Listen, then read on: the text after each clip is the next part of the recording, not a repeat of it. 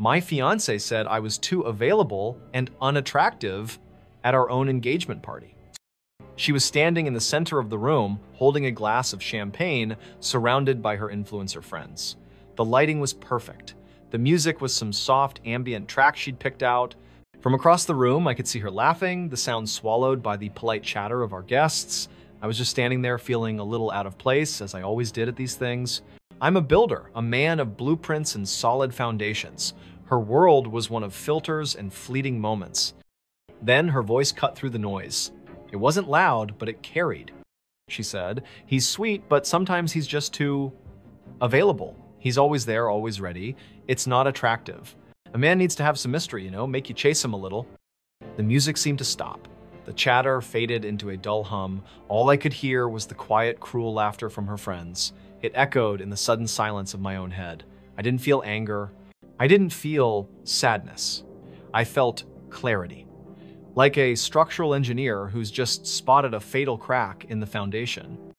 I watched her for a moment longer. She was smiling, basking in the glow of her audience, completely unaware that her words had just detonated our future.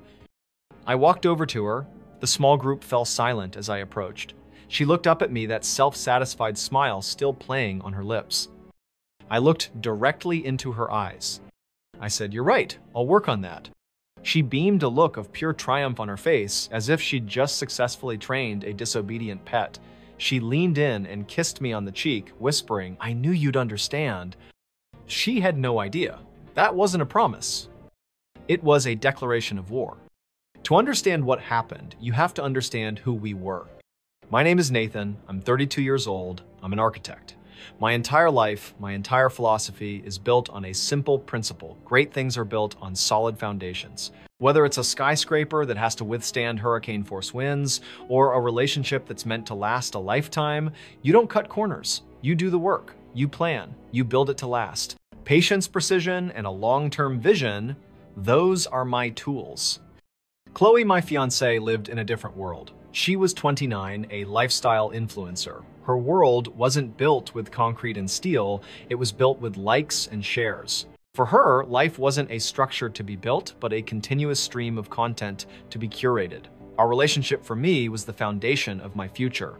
For her, it was a key part of her personal brand. The engagement party was a perfect example. Every decision she made was filtered through one question. Will this look good on camera? The venue, the flowers, even the suit she insisted I wear. Meanwhile, I was spending my nights in the small workshop in my garage, sometimes until 2 in the morning, meticulously finishing her engagement gift. It wasn't a watch or a lavish trip.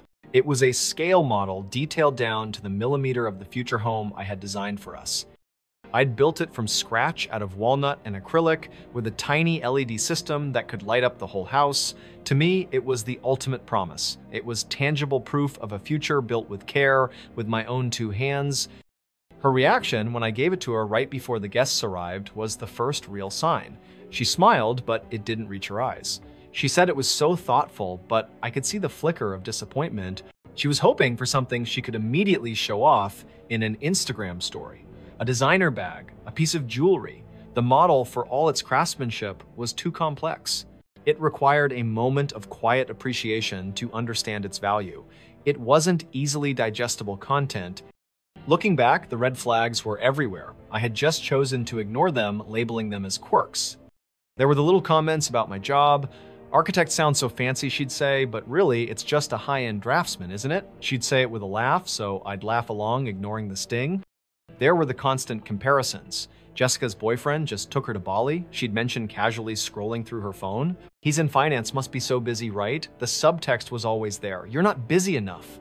You're not impressive enough." The biggest warning came about a month before the party. We were watching a movie and she turned to me, her expression dead serious despite her light tone. She said, "You're too predictable, Nathan. I always know what you're gonna do, what you're gonna say. I need a little challenge." I thought it was just a line from a bad rom-com. I didn't realize it was a mission statement. That was the fundamental crack in our foundation. My predictability was what I thought of as reliability. My availability was what I considered devotion. To her, it was a sign of weakness. And so when I presented her with a symbol of a stable, beautifully designed future, that house model, she saw it as just another piece of my boring predictability. It wasn't a challenge, it wasn't exciting, and that disappointment simmering just below the surface was what finally boiled over into that public, calculated humiliation at our party. The feeling I had the morning after the party wasn't heartbreak, it was liberation. It was the cold, clean feeling an architect gets when they finally admit a design is fundamentally flawed. You've spent months, maybe years, trying to make it work, patching the cracks, reinforcing the weak points, but you finally see the truth. The foundation itself is wrong. You don't keep patching it. You tear it down and redesign from the ground up. Chloe had handed me a new set of rules for our relationship. Mystery, unavailability, a challenge. She thought it was a game to make me dance for her amusement. Fine, the game was set. I just decided I was going to play to win. On Monday morning, I didn't call her. I didn't text. The first call I made was to a developer I'd been putting off for months. I said the Pineapple Bay Resort project, I'm in. It was a massive undertaking, a luxury eco-resort on a remote, beautiful bay that was a 2-hour flight and a boat ride away. It was complex, prestigious, and required absolute focus. I had hesitated before telling myself I couldn't be away from Chloe that much. Now that very feature made it the perfect tool, the perfect excuse, the perfect weapon. Then I began to change. I didn't announce it, I just acted. I stopped sending the good morning texts. Instead, at 5 a.m., I was at the gym. By the time she woke up, I'd already finished a workout and was halfway through my first set of blueprints for the day. My phone remained silent. Then I updated Hannah, my assistant, on a new protocol. All calls from Chloe during work hours were to be met with the same polite, firm script. Mr. Wallace is in an important meeting right now. I'll have him call you back when he's available. Then I gave her the crucial final instruction. And Hannah, I said, I'm never available. I never called back. Then I started scheduling my life with the precision of a construction timeline. When she'd text in the afternoon asking about dinner, she wouldn't get a reply from me. An hour later, she'd get an automated calendar invite from Hannah. Event site inspection, Nathan Wallace. Or event late dinner with investors. My personal life became a matter of official, non-negotiable record. I reconnected with the friends Chloe had deemed boring. My friends. We went fishing, we went hiking on trails with no cell service, we spent a Saturday rebuilding the engine on my old project car. We did things that couldn't be captured in a curated, glamorous Instagram post. We just lived. For the first 2 weeks, Chloe's reaction was exactly what I had predicted. She loved it. She saw my absence not as a withdrawal of affection, but as a confirmation of her own power. She posted a picture of herself at a cafe with the caption, "Learning to love my own company while my man is out there building an empire." So proud. I heard from a mutual friend that she was bragging during a girls' night out. I just had to give him a little push, she'd said, swirling her wine. He has so much potential, but he was too comfortable. I unlocked it. All he needed was the right motivation. She was casting herself as the muse, the brilliant, insightful woman who had inspired her simple, hardworking man to finally reach for the stars. She thought she was the architect of my new ambition. She had no idea. She was just a spectator, watching me build my escape route brick by brick. She thought she was in control of the game. She didn't realize I had already changed the board. Chloe's feeling of victory lasted exactly 2 weeks. Then the silence she had craved started to feel less like mystery and more like indifference. The space she had demanded started to feel less like freedom and more like a void. The busy, ambitious man she had created was no longer a source of pride, but a source of profound anxiety. She had wanted to feel like she was chasing me, but she never imagined I would actually be hard to catch. She started to realize that the puppet she was so proud of controlling had cut its own strings. And then the counterstorm began. Her actions grew increasingly frantic, colored by a desperation I had never seen before. First came the surprise visits. She'd show up at my office around lunchtime holding a bag from some expensive sandwich shop, a gesture that just a month prior she would have called clingy and unnecessary. But she wasn't there to be romantic. She was there to gather intelligence. She'd sit in the reception area, making a point of being seen talking loudly on her phone. Her eyes would dart around trying to catch a glimpse of my computer screen, my calendar, who was coming in and out of my office. She was marking her territory. Hannah, my assistant, became her primary target. Chloe's questions were laced with a thinly veiled venom. "Wow, you must be so busy," she'd say to Hannah, her smile tight, managing his entire professional life. In his personal one too. It seems Hannah, a consummate professional, would just smile back politely. "It's all part of the job, ma'am." The ma'am was a particularly brilliant touch. It established a professional boundary that drove Chloe insane. Then came the paranoia. I started noticing little things. The search history on the shared tablet would be full of how to check location history and signs he's cheating. I once walked out of the shower to find her at my desk, frantically typing what I could only assume were birth dates and pet names into the password field of my locked computer. I had already changed it to Pineapple Bay 2025, the name of my future, not our past. She never stood a chance of guessing it. She wanted mystery, but she couldn't tolerate a single secret. The final escalation, the one that pushed everything to the breaking point, was Singapore. The International Architectural Summit. A huge event. I had to be there. I told her a week in advance, keeping it professional and direct. "I'll be in Singapore from Thursday to Saturday next week for the summit."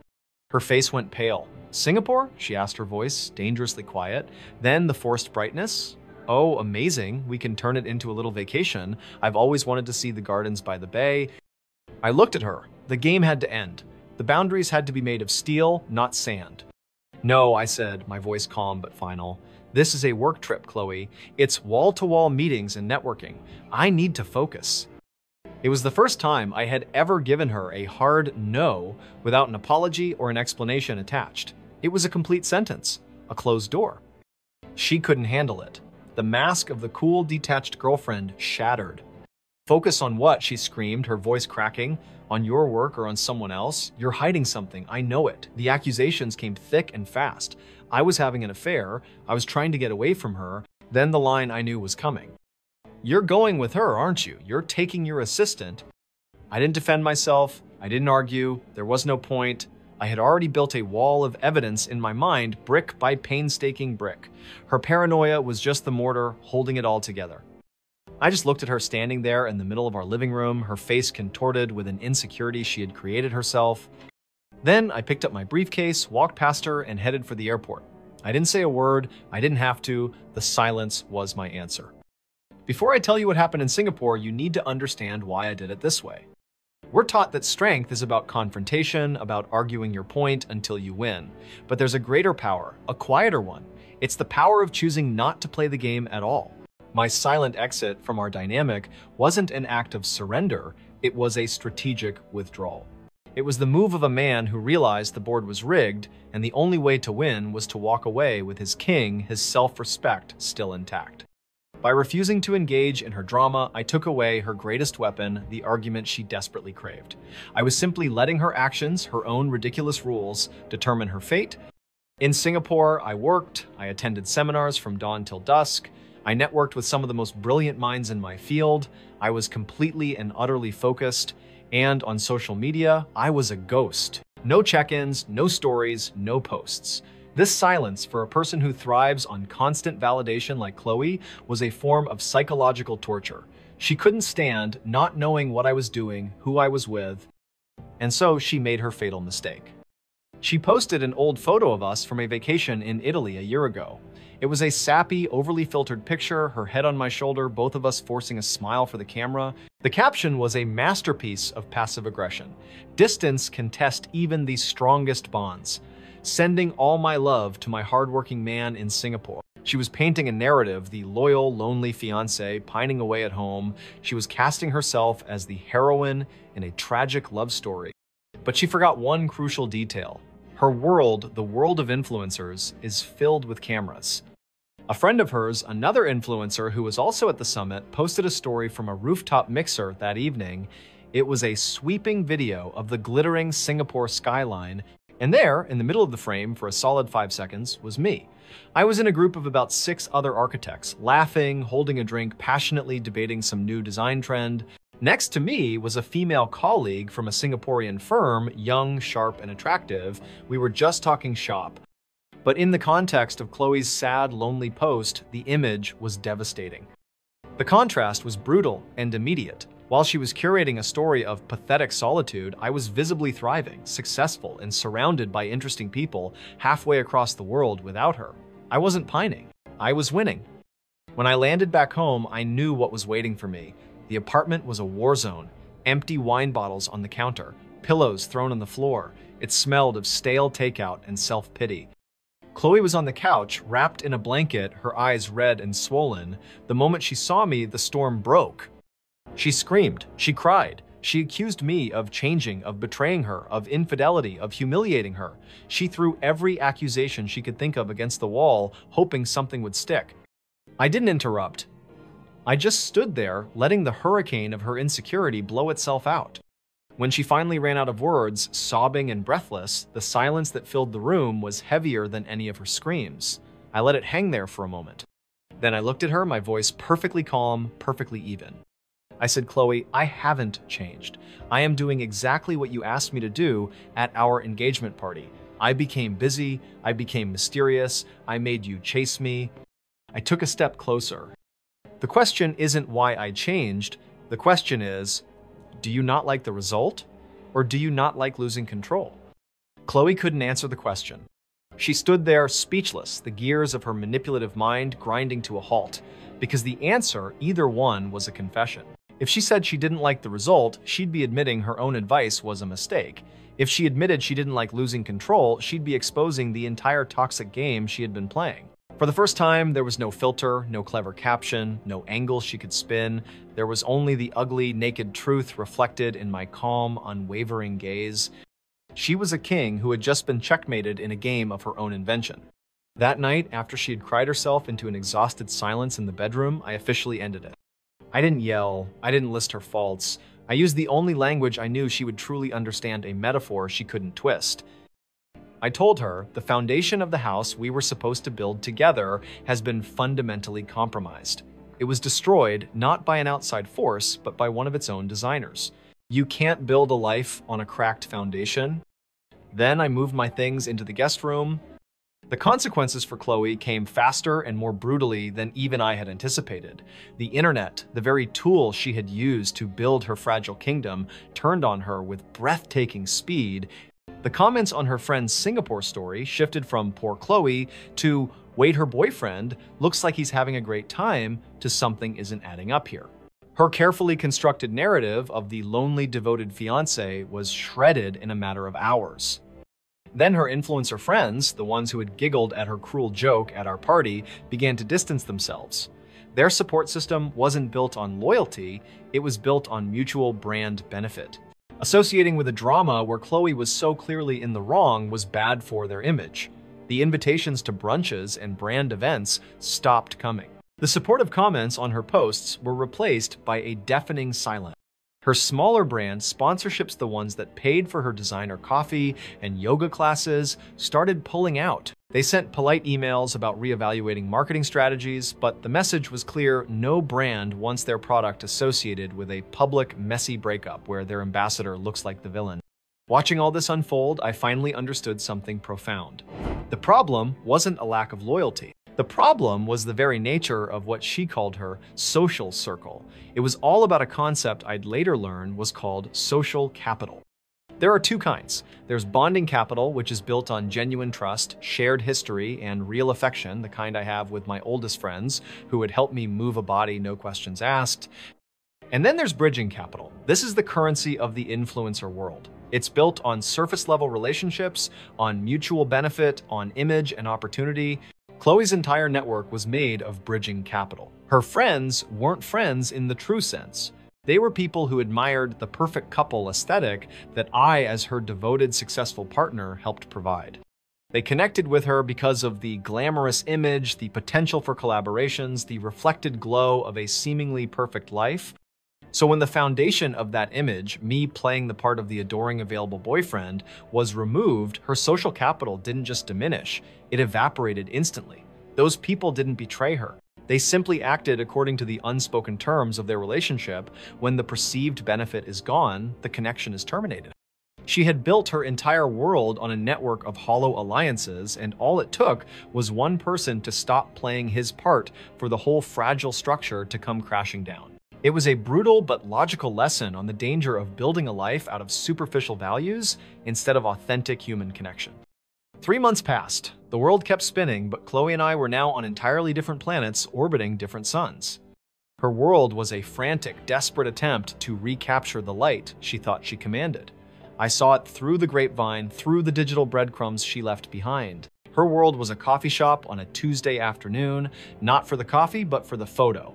It was the 10th attempt to get the perfect shot, the sad, pensive look out the window, the latte art just so the caption would be something about resilience, about finding strength in solitude. It was all a performance, and the applause was getting quieter. My world was a construction site on that same Tuesday.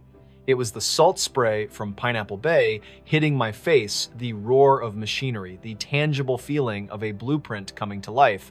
I stood on the foundation of the main lodge with the investors pointing out the load-bearing walls, explaining how the structure would embrace the landscape, not dominate it. It was real. It was solid. Her world was a dating app. It was swiping right on men whose bios were filled with the exact cliches she once preached to me. No time for drama. Ambitious mind, catch me if you can. She got what she asked for. That weekend, her world was a dimly lit bar waiting 45 minutes for a guy in a leather jacket who didn't apologize for being late. I heard he spent the entire date talking about his crypto portfolio and checking his phone. According to our mutual friend, Chloe just sat there nodding, smiling, her eyes completely empty. She was chasing a man who was unavailable, and she found out it was just lonely. My world that weekend was my new office. A clean, minimalist space with a huge window overlooking the city.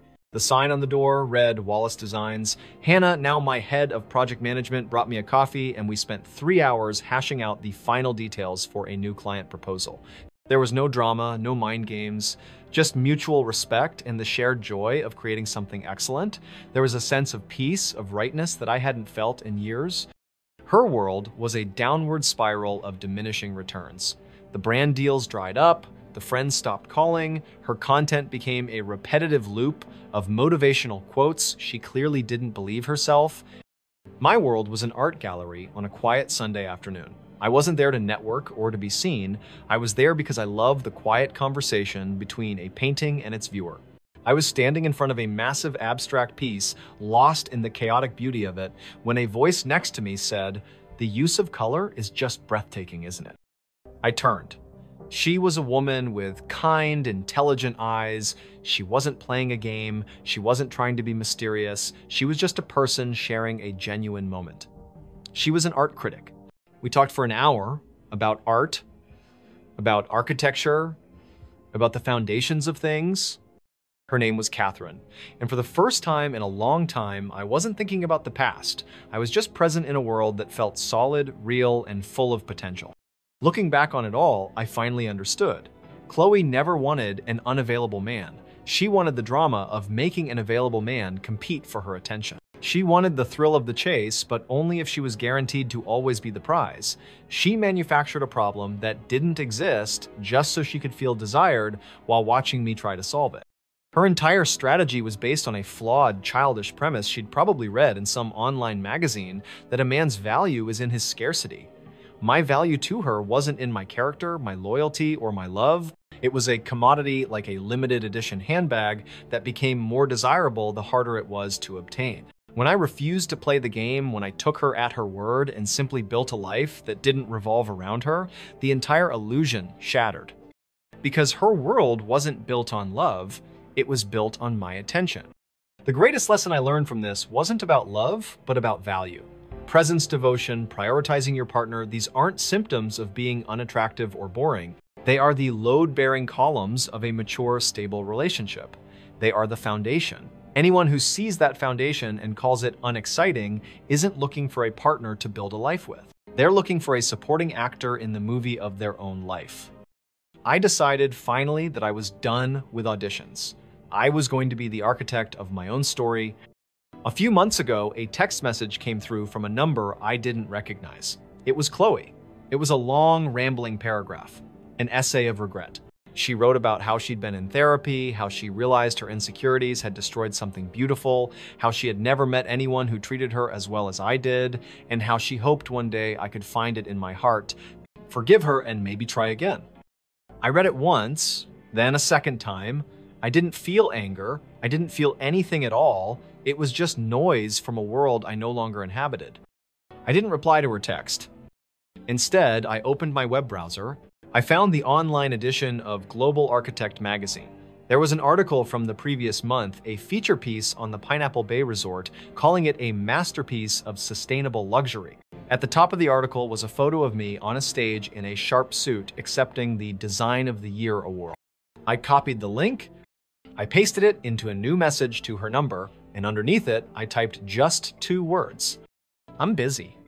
She once told me I was too available. Now, I'm finally truly unavailable. I'm busy building skyscrapers. I'm busy growing my company. I'm busy having quiet, wonderful dinners with Catherine. I'm busy building a life she could never be a part of. And that, I realized, is the beautiful, quiet art of winning.